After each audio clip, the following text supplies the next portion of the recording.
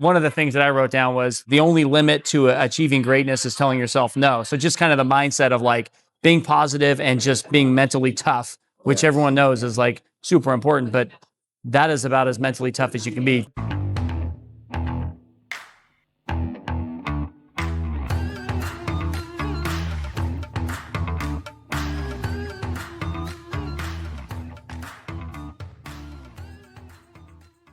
Welcome to our Industrial Advisors podcast. We're live at IMC in Indianapolis, and we're going to do a 5-minute Friday today on endurance athletes, why we do it. Yep. We just had our keynote, one of the keynote speakers, the Iron Cowboy. He did 101 triathlons in 101 days. Ironman, yes. Full yes, Ironman, yes. consecutive. Yeah. Incredible. Couple things that, I mean, he was just a really great speaker. 101 days. He said some things that were really, really great. One of the things that I wrote down was the only limit to achieving greatness is telling yourself no. So just kind of the mindset of like being positive and just being mentally tough, which everyone knows is like super important, but that is about as mentally tough as you can be going through a process like that. He was, I mean, everybody knows Goggins, right? Yeah. He was Goggins on steroids, right? And I remember him well. I knew you guys had mentioned to me that there was an Ironman that was going to give the keynote. I never looked at it.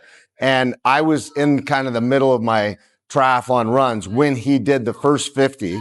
And for the listeners, he said he was going to do 50 Ironman in 50 days. And there was one day somewhere around 30 or something that there was a typhoon in Tennessee. And I remember the criticism he got online because he had to do it indoor, right? He had to do a few of the miles indoors. He had to do, a few of the miles. And he actually, I believe, did some of the swim because it was a typhoon. Yeah. Like you drowned, like the waves, right? Right. And so the criticism online was second to none. Yeah. Right. And I'm thinking, what? The guy's like on day 31 of 31 straight Ironman. He's finding a way to make it happen. And he's doing it. Yeah. And they're criticizing, and he just totaled it and said, okay, during that run, he did like 7,000 miles, 0.24%. 1/4% was that indoor day. Yeah. And he got like more negative press than he got about the whole thing, about that one component, which is a testimony to, as you always say, be kind, be nice, right? Like that's incredible what he did, and unfortunately what social media does. Well, and his point was, don't spend your time focusing on that negative, 0.24%. Yes. Spend the time on the 99.75%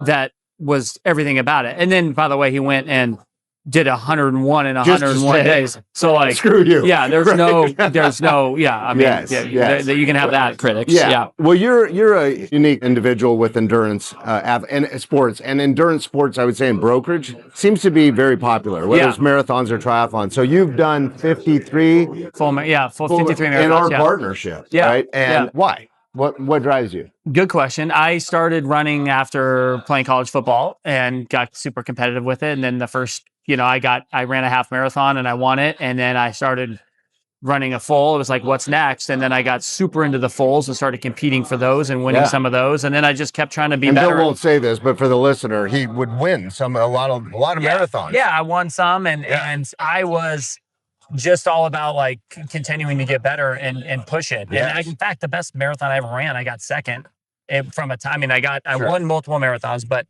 my PR was a 2:38 and I got second place. And one of my kids asked me like, are you upset you didn't win? I was like, no, I gave everything. I left everything I had out there. It was the best race I've ever run. And so that's what you can control, right? Yes. So I don't know. I got into it, and I think, brokers are competitive and that they have that drive that allows you to go compete, whether it's a marathon or like, you're doing triathlons, swimming, biking, running. And it's like, there's motivated people that want to continue to push themselves to the limit. So I think endurance and brokerage kind of go hand in hand. They do. It's funny listening to him. I'm sure you got fired up too. As you know, in COVID, I trained and did my longest distance, which was a half Ironman. Yeah. Which, I was leveled. Like I completed it, I did it, and I was leveled, and have always thought of an Ironman. After listening to him, I'm like, I should do a full Ironman. This guy can do 101, right? Well, it's nice. I'm running the New York Marathon here in less than 2 weeks. Yes. It's puts it all in perspective of like, This guy took it to the extreme. You Well, know? it's interesting what the human mind can do, right? Yeah. It's just like the 4-minute mile, as you know. Once I think his name was Roger or something that Yeah. broke it. Yeah. They always said, and all the doctors came out and said, the human body can't do it, Right. right? Yeah. And then when he broke it, it was broken like every month for years, Yeah. right? And so it's just interesting and he was a great, James, I think his name was, the Cowboy, Iron Yeah. Man Cowboy.